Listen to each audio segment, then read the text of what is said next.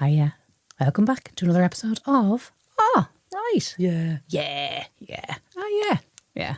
Today we're going to be talking about kissing your mother-in-law, turning red and taking yokes of non-believers. Abi, is guilt and shame, are they the same things? I don't know. Maybe that's why there's two different words for them. No, hang on. No, do that again.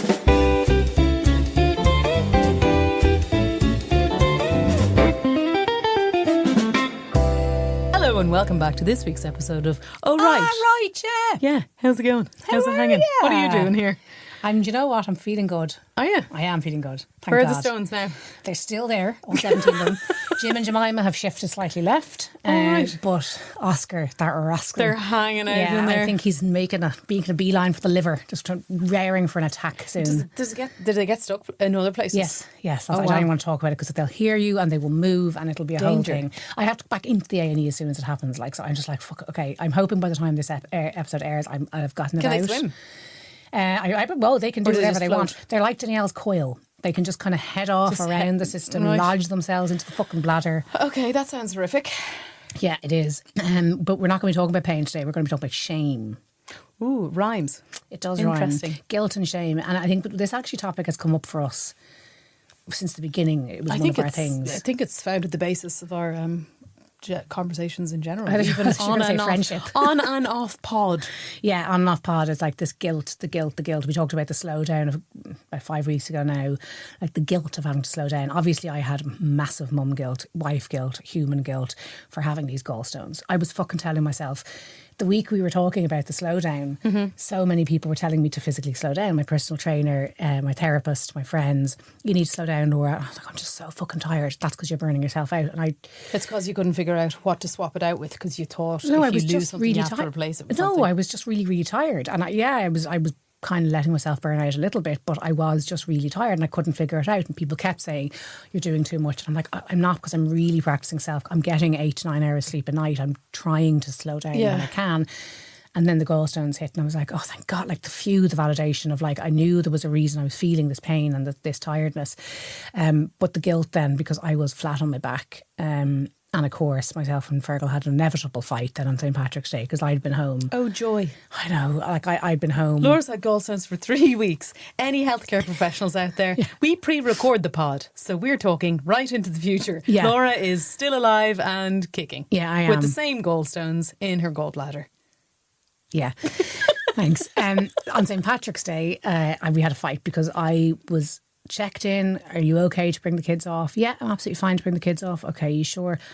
Lying on my back, I should really clean the house, even though I'd had an attack the night before. Do you know what I mean?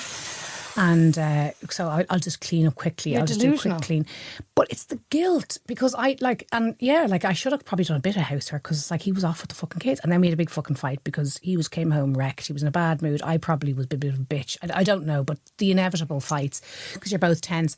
But the guilt, I'll tell you Why now. don't you give yourself the space? It's like... Because I'm too guilty. I'm like, as soon as, and I've always said this, as soon as Lewin was on my chest, overpowering, all-consuming love, followed closely by massive, terrifying guilt. So both very, very preemptive frightened, guilt, but frightened also... and guilty. I'm not doing enough. I'm not feeding him. Yeah. Should I be holding him? Should I be keeping him warm? Should I be putting him down if he's being held too much? Should I be? Am I doing a good enough job for him? Every day I feel guilty and I feel ashamed of shit I've done as a mother every day. Like, and I'm talking about I'll snap at him, or I forgot to brush his hair as he went out the door today. You know, this kind of shit. Like, or first thing I said. And then you speak to other mothers and they're like, did your toddler eat today? No, mine neither. Well, hey, we're winning. Not really. I talk to other mothers and they're like, oh yeah, Lewin needs to remember his script for the drama. And I'm like, what drama? Do you know, like I just feel like such like motherland. Like I do feel like a character out of a cast. Like treading water, panicking. Like, yeah, and then I get like, I'm obviously the fucking hospital last year, like the insane levels of guilt and that. Like, and I know I kept telling myself I'm doing this because I have to get better for them, but I actually wish I didn't have to do any of it for them. I wish I was just better for them. Do you know what I mean? Yeah. And like, I feel that. Do you have any guilt when it comes to like Jude and him having to explain to people that he has 2 mothers? Like, that's a really, I don't think you should, but I'm just asking that. No, I think guilt comes into it, like when I said, like, you know, when you're, it's tough running a business and like keeping the house clean, all the bits that come with general living and life requirements. I think the guilt comes down to it when I'm really reactive as a person, and sometimes I can't control it. Guilt, pangs of guilt, or stuff that you've never thought about before, or you're like thinking about the future and what if I do that, and you already feel guilty about not doing it properly. First time parent, I'm 39. He's only 3. You're 40 now, technically. I'm 40 now. Talking into the future. I'm 40. I'm ancient. I've gained a few wrinkles and some more grey hair. Yeah. But yeah, no, like he'll be 3 in May, and I'm already preempting future guilt for not doing things right. What do you mean? Like, didn't do his nappy right, or didn't cut his hair right? Just very normal things that unexpectedly pop out at you, mostly when you're going to sleep or in the middle of a dream and you're like, oh my God, like, I don't know, maybe the other day I shouted at him, or maybe the other day I didn't feed him enough, even though he's quite difficult and picky at the moment. Like, there's all these like basic, when it comes down to basic needs, and you realise how robust a toddler actually is, and someone with 3 kids or 5 kids, that like the youngest like just picks stuff off the floor, and that's okay, and that's the way it is. And it's not like, oh my God, how could you treat your child like this? The family are raising him, they're healthy, they're going to be well-rounded human beings, most likely. But the shit that you feel guilty about takes you by surprise every single day. Yeah. Because it's a new experience, obviously. I find I put that guilt on myself when it's not just about the kids or the housework or the being a good wife to Fergal. It's about my own self progress, like myself. What's the word? Like self-perfection, but like, how do I make myself a better person every day? So, okay, don't say fuck. No, I don't care. But don't fucking care about your that. prayers. No, but like, yeah, I like, that's one of them. I'm like, have I done my meditation today? Have I checked in on my sobriety? Have I, like, I'll always do that in the morning. And so if I have a morning where I'm not in the gym, guilty because I haven't been able to go to the gym with the gallstones. So like, oh God, the fucking guilt there. I had a packet of sweets I shouldn't have on my diet. I'm guilty there. So you like it all? It's kind self-flagellation, and this comes from my grandmother, not the turtle, the notionsy one. She was very kind of restrictive, in kind of the real World War II to boomers, kind of controlled, restrictive, rationing out food and stuff like that. And it was all about good deeds and meritocracy and medal achieving. If you're good and you're turned out. And so as a result, my dad is extremely, like, the self-flagellation there is massive. My dad is so hard on himself, and then that trickles down then to myself and my sister. Like, how good can we be? And when I look at my life, my sister's life, we are both like, how successful can we be? How good can we be at that? Yeah. And then it's like, I remember my therapist asked me years ago, it was an old therapist, what does success mean to you? And the first thing I said was career. And then I was like, yeah, but also I want to have a perfect family. And then I was like, yeah, but I also want to like have a good spirituality. So like, I will find guilt no matter what. Like, I always thought if I stop drinking, at yourself. Yeah, I always thought if I stop drinking, I'll be the happiest person in the world because I'll have nothing to beat myself up about. Fucking hell, you find another goalpost and you move it. Do you know what I mean? I do think as women, we do this massively as mothers, as wives, as partners, and just as ourselves. Like, we, in the workplace, have we done enough to ourselves? Have we? Was I a bit hysterical there? Did I overstretch? Did I overshare there? Was I a bit of a ball breaker there? Like, we fall into that male fucking expectation of okay, maybe I overwomaned there in that particular place in the workplace. We just put ourselves under fucking pressure because of the guilt. Yeah, and also there's shame attached there on the little shoulder of the guilt. Yeah, I think it's a lot to do with back to also mentioned in the last episode, Irishness and indoctrination and 100%. The fear of God being instilled in you, and if you do this you're bad and if you do this you're good. It's all like a competition to be your best. So therefore, on a basic fundamental level, on paper, you're competing to be your very best. Yeah. And then you're failing because these are, in my opinion, as an atheist or whatever you want to title me, I don't know, non-God believer. Agnostic. Yeah, maybe like there's a pedestal of perfection. Yeah. That's not achievable. And so then it's shame, just constant shame. So then it's like, oh shit, what's God going to think of me now? Yeah. I failed at this. What's he going to think? Yeah. So it's like if you don't have it in the parental sense, because your dad had that kind of self-flagellation and whatever, and you grew up with that, you were used to like your caregiver and your security being so unsure of themselves and beating themselves up all the time. If you don't have it from them, then you have it from the higher power. Yeah, exactly. That leads you to the path for the rest, through this path for the rest of your life. Like, do you always have to repent? Do you repent every day? Do you like go to confession every day to say, look, I wore this t-shirt again. I slept in it last night. Do you know what I mean? Like, do you know, like the socks are smelling. The list, especially in the Bible, seems absolutely endless. Oh God, yeah. And unrealistic. Yeah. Well, yeah, and we could get into a whole religious thing. We're not going to go do that. But no, bring it back to guilt, because I think there's a structure there that's. Even in my life, being raised as a Protestant, my parents are still believers. There's also a structure and an aim for perfection there. So whether religious or not, or related to God or not, it's already ingrained in us because it's all around us. Yeah. Because you shouldn't do this, you should do this, you shouldn't do that, you should do this. Mm-hmm. And if you don't do this, you won't do this. Won't happen to you. Yeah, and then there's the other side of shame, which is like just doing really embarrassing things. Like, you know, I probably embarrassed myself once an hour, but then there's the whole idea of like, well, you know, it's all relative because like if somebody, like, let's say I work with, if you farted in the gym, would you feel shame? Yes, I did feel shame. How long after? I did feel shame in the gym. I just want to get this clear, right, with Davy Byrne, my personal trainer, okay? He has me doing reverse crunches. Now, reverse crunches where you're lying on your back, okay, and you kind of kick your feet into the air like that, and then they come back down again, and then you kick them up. Yeah. So you're like lifting and sucking in your tummy. So you're like essentially your bum is inhaling air through your arse. And then you're working the core, girl. You're working the core, but farting at the same time. And did you fart at him? Where was he standing when you did it? He wasn't there. There was another man. Like, you know the way there's like, you have these kind of accountability people. Like, oh God, my ears. Do you know that? Do you have like accountability people in the gym? Like, I have people in the gym that I don't know their names. Like, there was only one other person there this morning. Well, I have like, I was there too early. I have the 6 o'clock crew, and I'm like, oh, like, you know, that guy over there now, he'll see now if I'm late, you know, and even though I don't fucking know his name, don't know who he is, you know, like, yeah, or like you've never even nodded at him. You're just like, he'll know. It was that guy, and I farted, and he doesn't wear earphones, so like I farted just so loudly. So that was embarrassing. Another fart story actually, which was also what I was going to tell you about my most embarrassing story, was in the junior cert. I farted really, really loudly. I kind of shifted myself thinking the fart was going to come out silently. Or the chair was going to make a noise. Yeah, but it was just, in fact, I don't think I could ever recreate the loudness of it. So that was also pretty. Were you in a hall?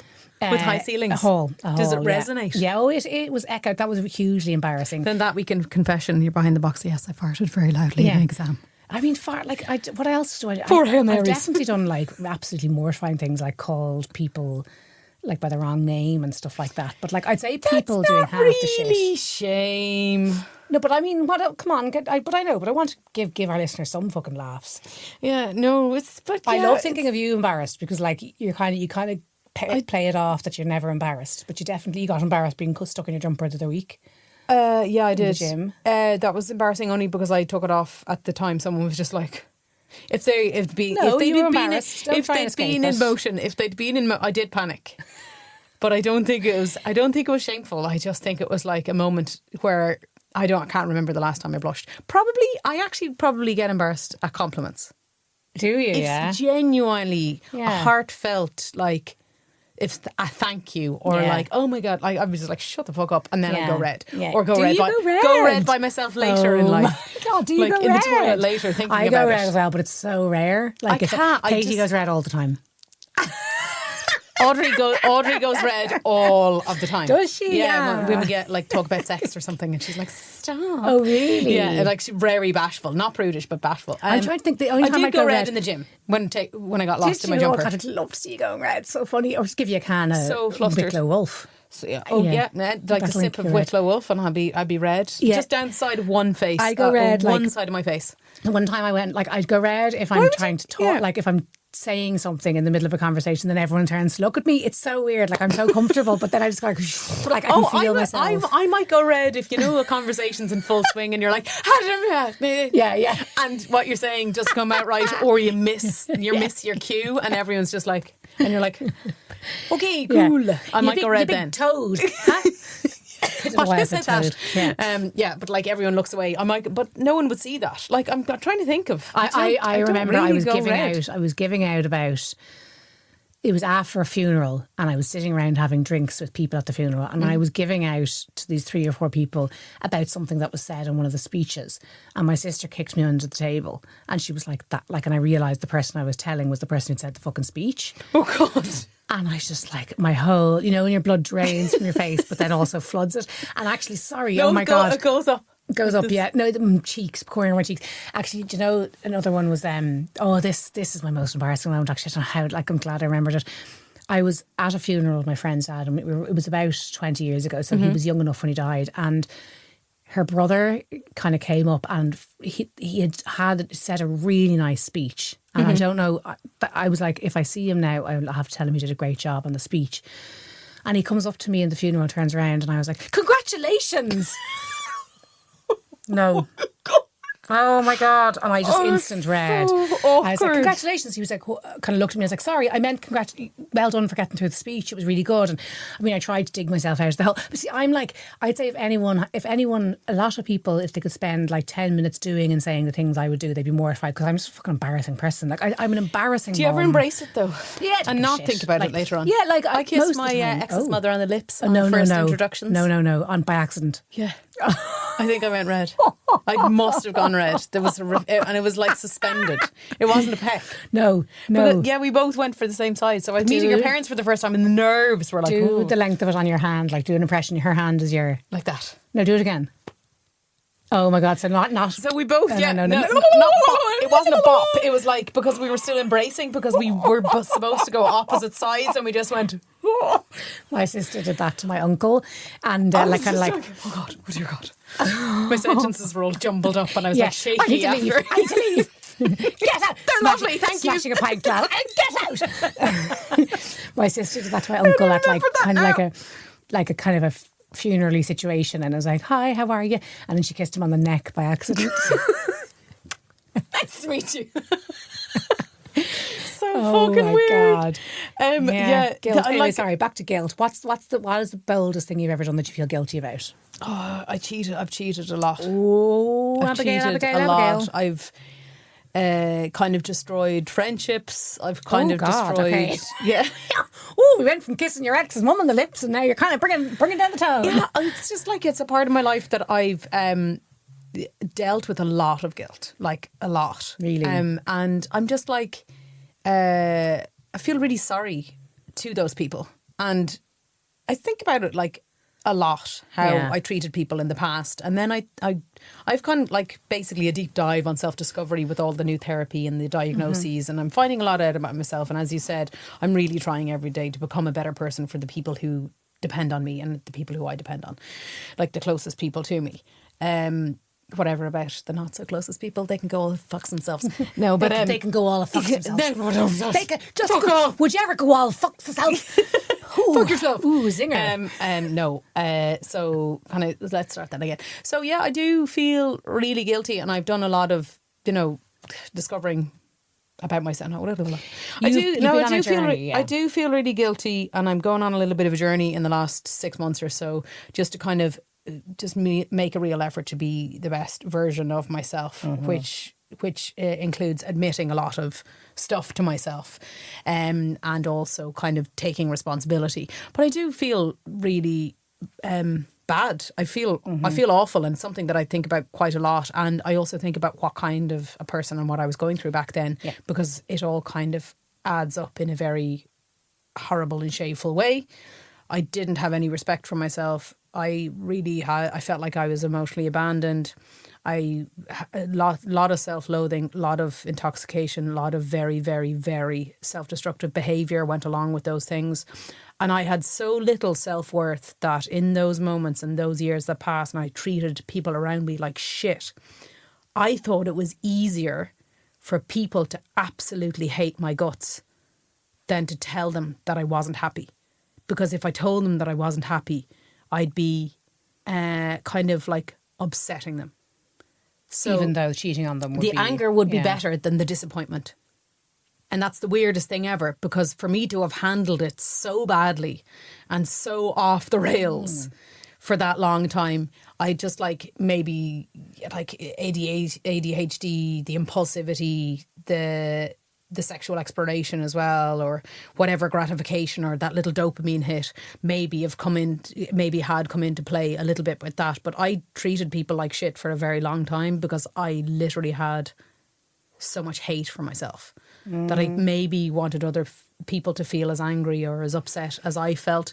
I don't know why. It's a really, really fucking terrible thing to do, to fuck with someone's feelings like that. I mean, I think like I'm going to stop the self-flagellation here because I think you've admitted it a few times now, and I think like for whatever reason you treated people badly, and maybe that was, as you said, there was very little self-respect. So I know, but you have to look for a connection, right? Oh no, I agree with you for looking for that, but I'm just like, you know, don't go too hard on yourself. Not that like, not that I'm saying like cheating's okay or anything like that, but I'm like, I think, like you little self-respect. You didn't care. Maybe you just put everyone on the same plane as well. I think that I did. Do you know what I mean? I was like keeping everyone on arm's length. Yes. So I go into like my kind of year of complete hedonism and like just mania. Was the 2016 was the year my dad tried to kill himself, and there was lots, and I ended up getting pregnant with.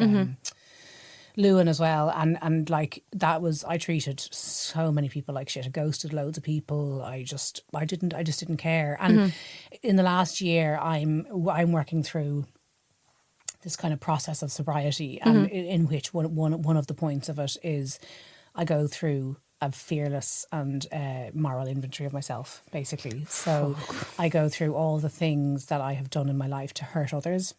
And I really figure those out.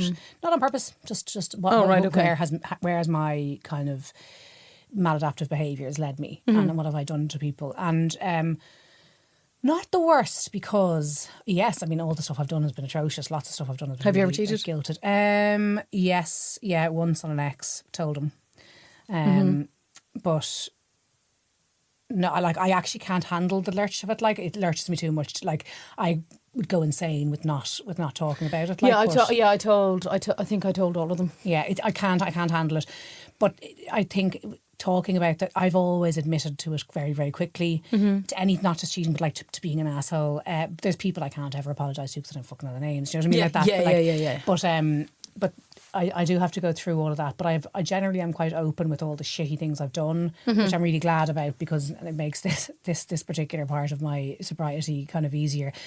But I do hold huge guilt for how I treated myself, and then as a result, my fucking kids. Do you know what I mean? Like, Had I been responsible fucking adult in the beginning, you know, and owned up to the fact that, okay, my childhood was a bit messed up, I need to get help for that, and not kind of delved into this hedonistic world of partying and.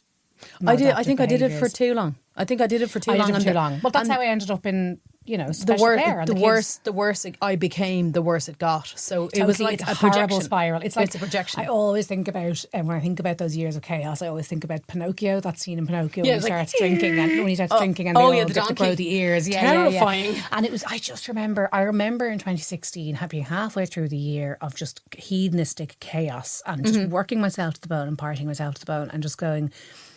And I remember driving past a convent. There was a convent that we lived near, and I remember going, I'd love to just go in there. I'd love to just go and be a nun. Like, just go and be a nun and just like trap me away from all of this, because I couldn't stop all of the maladaptive behaviour.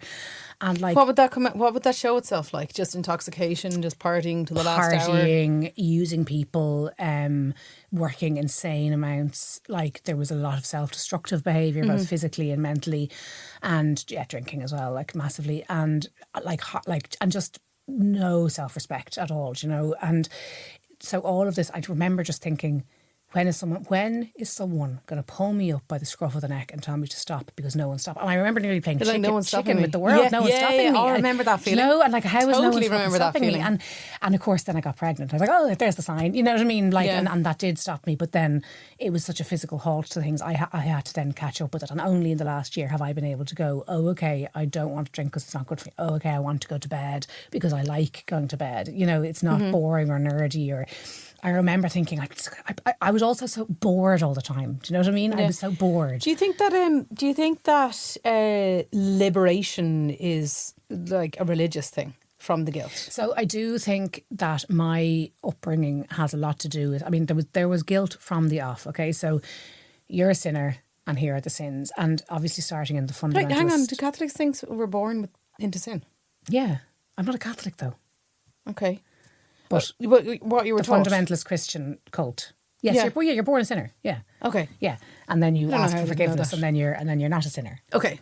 So you get married to God when you're 13 or something. Well, that's Catholic again. That's not Christian. But so yeah, fundamentalist Christian. It was like the devil is out there, and I remember thinking as a child, I was so scared of Satan. I was so scared of Satan, and like as I said, there would be in the church there'd be people getting possessed. There would be people, tongues talking, people talking about being demonized, people being punched. That's so scary. Black anyway. eyes coming out of rooms with black eyes and stuff. So I was really, really scared, and it was like you're sinning, and where are your sins, and you know, talking about your sins. And my dad would be down Bray Main Street with a speaker. You know, like this is how fundamentalist.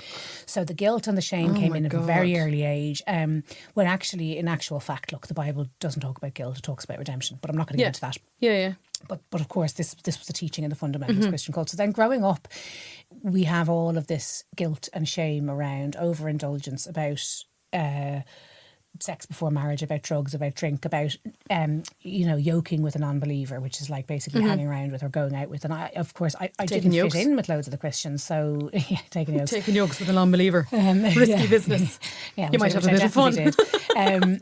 But like all my friends were like non-believers, you know. So there was so much confusion. I remember like when I would go to the bathroom when I was like 8, I would run to the toilet and I would sing hymns to myself when I was peeing because I'd be so scared that the devil was going to come under the door. I remember that. Like I didn't like being on my own. I was so scared. So it's really fucked up. Like it is normal so upbringing. Fucked up. But the guilt and the shame chased me. I was a sinner. The devil's going to get me. And so like that then bled into then my teenage mum dies. So then my teenage years are about kind of getting free from all of this guilt and shame, and it's horrendous because, but I mean, I still have a faith now, and it is I believe in God and I believe in the Bible, but it's the teachings of what I grew up in and what I was restrained in. Then, do you know what I mean? Yeah, but do you think there's anything wrong with that? How I was brought up? Yeah, sorry, massively. It was guilt, shame, fear, and restraint. It shouldn't be like that. No, God, no. And then of course I broke free, and then I never really got to deal with all the shit that happened in my childhood, including mum leaving and mum's alcoholism and stuff like that, and our family breaking up and coming back together. Then mum dying. I mean, I can't really go into it all. If you've listened, you know. So then I, of course, partying and escapism and maladaptive behaviours was my go-to, and then how to be so successful, how to do all this, how to be best. Like, in the previous episodes there, we talked about like the intrigue of something that was so not allowed. The taboo. Isn't that like, looking at all of this now, isn't it inevitable that you're going to be more tantalised and tempted? And they, like, I guess what the fundamental Christian situation did was to make it. I mean, you could say like either way. It's like you were a chocolate bar was dangled in front of your eyes, kind of thing. Maybe some people grew up and weren't tempted, and they stayed within like their own beliefs. They were happy. You haven't lived, Maureen. Yeah, Sandra, let me tell you, Sandra, get on. It's sizzling or nothing. Seriously, it's on the menu tonight, Sandra. The people who haven't been tempted at all I think are just liars. Maybe, and maybe they're a pest, but I'm not gonna talk about them. I'm just gonna talk about me. And for me it was that release, and my God, went so far down that rabbit hole. Yes. And like you were talking about guilt and shame. Like, did you have guilt growing up, knowing you were gay and you couldn't talk about it? In yourself. No, it was shame. It wasn't guilt. It Okay. was always shame and What's the anger. difference between guilt and shame, do we think? Guilt is something You feel you've done wrong. if you feel you've done wrong. Shame is something that someone has put on you, Right, from okay. their belief or from a different source. Yeah, okay. So shame is like, I don't someone like this telling about you that you myself. should feel a certain way. Guilt is you feeling a certain way. Do you I get feel me? shame is I put shame on myself as well, but I know they're different. I'm just sorry. Anyway, go on. You were saying you had I'm shame. so ashamed. What's the difference between being ashamed and embarrassed then? No, I say they're kind of the same. No.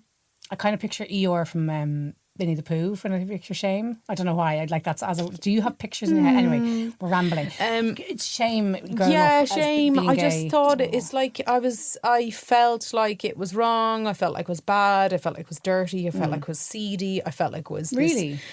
negatively looked upon, like, you know, dark part of society that wasn't accepted, that was different, that was like to be looked down upon, to feel sorry for someone.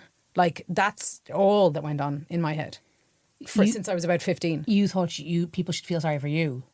I thought people did feel sorry for me. Feel sorry for you.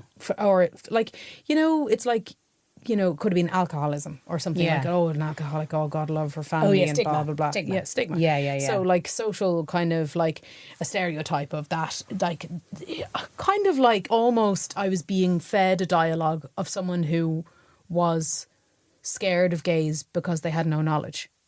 Like, you know, something that you don't know anything about. Yes, yeah, I you think haven't had a stigma is probably the best first-hand way to put it. experience. Yeah. So if you're religious or not, the place you're going to go is the fear of the unknown. Yeah. And that's literally what my internal monologue or dialogue was. And my internal narrative was like, you're a piece of shit, you're gross, you don't belong here, you should be like everyone else, but you're not. There was all shame about how I identified as a person. Very heartbreaking. So when you masturbated as a child growing up or as a teenager growing up, I knew you'd get Under over a table. So like, would you have horrible guilt and shame? Because I would have. Because I'd be thinking about sex. Yeah. And it's like, I would have, yeah.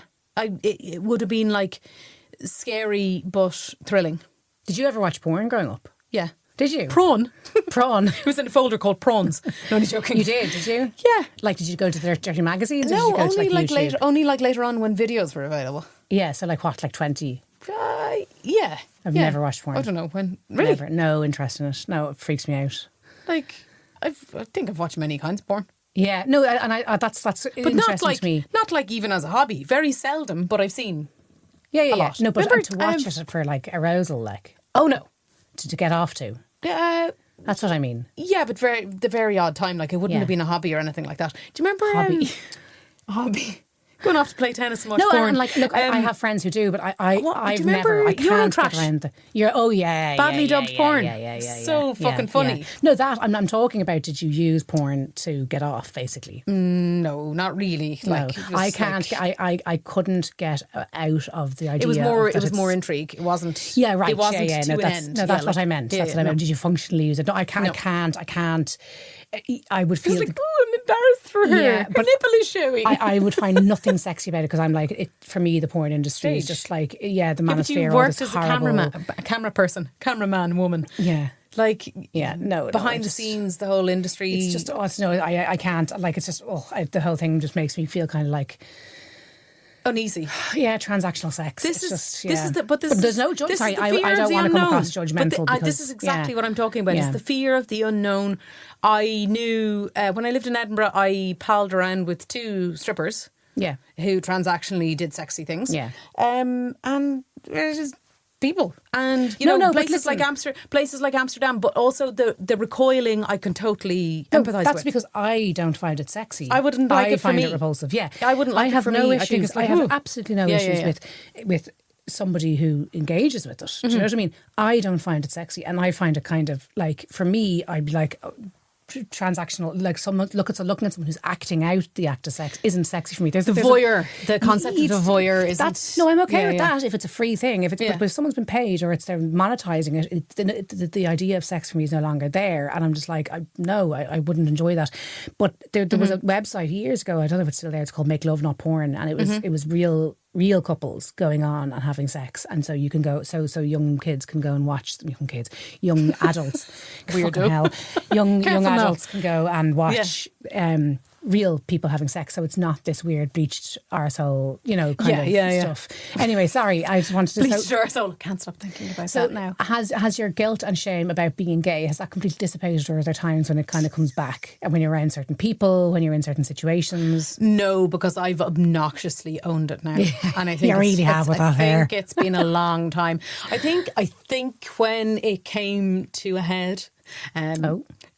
See what I did there? Hey. I think it came to a head when I was around about, I would say, late 20s, early 30s. In your hedonistic phase? After, during, where I kind of distanced myself from a lot of people for a good long time until I figured out what was going on with the guilt and the shame, because I think it was the driver to a lot of extremely awful behaviour. Yeah. But like now, no, I would, and it's funny you asked that, because like if I maybe saw a group of lads, I would maybe not. No, I wouldn't. I would still hold hands. I've got a son. But I'm just trying to think is there. I'm trying to think of the last time that I felt, be cool. Yeah. Don't do the gay thing. I don't think I'd like to go in and buy a packet of condoms. I think I'd still be embarrassed to go in and buy a packet of condoms. I'd buy them for you. I'd put them on as a little hat. On the way up to the checkout. Oh, would you like one yourself? They're strawberry flavour. But I would go and do it, but I still think I'd red in the face. Like, I think I still would be a bit. Yeah. Oh no, I wouldn't ever. I would not with stuff like that. We used to, when the kids were young, they were saying Willie, like Willie for different. And I listened to a podcast. It was talking. It was two gynecologists, mother and father gynecologists, and they were like, one was a surgeon, I think, and they were like, no, we call them penis and vulva and vagina because that's what they're called. And I was like, oh my god, that makes so much sense. But like. And I was trying to explain it around to the extended family. Like, if we call it Willy and hoo-hoo and hee-hee and ha-ha, then we are making it something shameful, or it's actually sexualising it because it's. Do you know what I mean? We're making it. I was told this by a child psychologist, social worker in and around that area. She said something very eye-opening. Yeah. That if you give it a nickname, and you make it shameful, God forbid, something happens to that child, they're recounting a story with a nickname. Yeah. And then it's all muddled up in what's real and what's imaginary, or what's representative, or what's actually. But you're also making it like, I call my nose. I don't call it my honker. Do you know what I mean? Well, some people do. Shrone. But like we're saying it because it's too rude a word, and so therefore you're either making it sexual, or you're making it something that's shameful, exactly. And so therefore it's penis. The dude says penis. Yeah, and that's what it needs to be, and it's vagina/vulva at home. We're trying to. But my point is, I kind of cringed so much when I was bringing that into the lexicon, because I had never used it. Do you know what I mean? Now it rolls off my tongue because we've gotten used to it. It's like, actually, funnily enough, like when I decided I wanted to speak Irish to Luan growing up, because I'm fluent in Irish, but wasn't raised in an Irish household. But I was like, I'm gonna. But I would cringe talking Irish to him. But I just kind of forced my way through it, and now it's natural. Do you know what I mean? It comes naturally to me. But I think we do need to break the mold with this shame. It's never gonna. I'm never gonna just stroll into a shop and get a pack of condoms and not be shamed. I have to fucking get used to it. Do you know what I mean? There's a twinge, and that twinge is like us checking in with ourselves, but also conditioning. And I think conditioning. Yeah, it is conditioning. We've got to get resilient. I would hate to think that I'm encouraging or enabling any kind of conditioning or shame or guilt. Yeah, I know, it's awful, isn't it? Yeah, it's like and that's what I have guilt about. I know, that's future guilt that may not even exist. That I'm making them feel like, guilty. Oh God, I feel so bad. But that is I think that is where we need to stop, because when I stopped putting myself under pressure, when I stopped telling myself I didn't do a good enough job today as a mother, as a wife, as an employee, I needed to do a better job of those things. I feel guilty about these things. I'm ashamed of my behaviour today. I am deciding what's right for me first. My ego is at play massively there, going, well, I know what's best for me, and I'm deciding that wasn't good enough. I didn't do a good job. Just shut the fuck up, Laura. You did your best. Get on with it and be sound to yourself, because otherwise you are perpetuating that behaviour in your kids. Yeah, I know, but like, would you, even for your kid to see your anxiety? Yeah, exactly. It's like, I guess that's like, it's what you worry about. But like you have to express yourself in a way that's healthy and say big feelings are. Yeah. We're also like the last episode, raising men. Like, you know, you have big feelings. Big feelings are okay, but it's how we express them. Well, listen, no one's perfect, okay? I am always going to, at some point, lose my patience, lose my temper, however that comes out. I'm like, it's not going to be really bad, but I will get pissed off. And it's how I own that. It's like one time I wasn't feeling great. I'd lost my patience, so I started crying in front of the kids. Lou was like, "What's wrong?" And I was like, "Nothing, love. My feelings are really big. I'm feeling very overwhelmed right now, and I just need 5 minutes. Nothing to do with you." So right there, I said it. The next time Lewin felt overwhelmed, he used that that actual dictionary. To do with you. I just need a minute. Look, mummy, it's nothing to do with you. I just need a minute. So how we manage our feelings and how we manage the things that we may then feel guilty about. So exactly that. I need to stop playing God in my own life and deciding I shouldn't have done that. Yeah. I feel guilty about that. Shut up, Laura. You did your best. Stop feeling guilty because the kids will see that. Yeah, maybe it's down to a little bit of control. Well, we need to stop being the judge of our own life and just being like, we did our best. Yeah. Okay. Yeah. And let go of the guilt and shame. But I'm really hard. I'm really hard on myself when it comes to like frustrating. Telly watching, diet, the best of everything, what variation. What would happen if you stopped letting yourself feel guilty? Fine, you noticed a problem, you'll correct it next time, you'll do your best. If you keep beating yourself up over these things, feeling shame and guilt, see it. Forget about him even for a second. You will feel it. You're wasting your fucking life. Do you know what I mean? And that it is a hard battle, but it's what I'm learning. I can keep feeling guilty about my drinking, about my appalling behaviour, and about going into the hospital and leaving the kids behind, or I can fucking move on, because otherwise life is lost. I have to let go of the guilt and the shame, and so many mothers do as well. Yeah. Okay, so guilt and shame. Write in if you have any notes on it, but also like, what is the difference between guilt and shame? Because I don't really think we answered that, Abby. I think we just have to Google it. Have you ever used Google before? Ha ha ha! She's hilarious. Wikipedia is also. Let's wrap this recording session up. Wikipedia is also another good one. See you next week, guys. Firefox. No, that's not a search engine, is it? Oh, mother of God. Okay, it's time to go.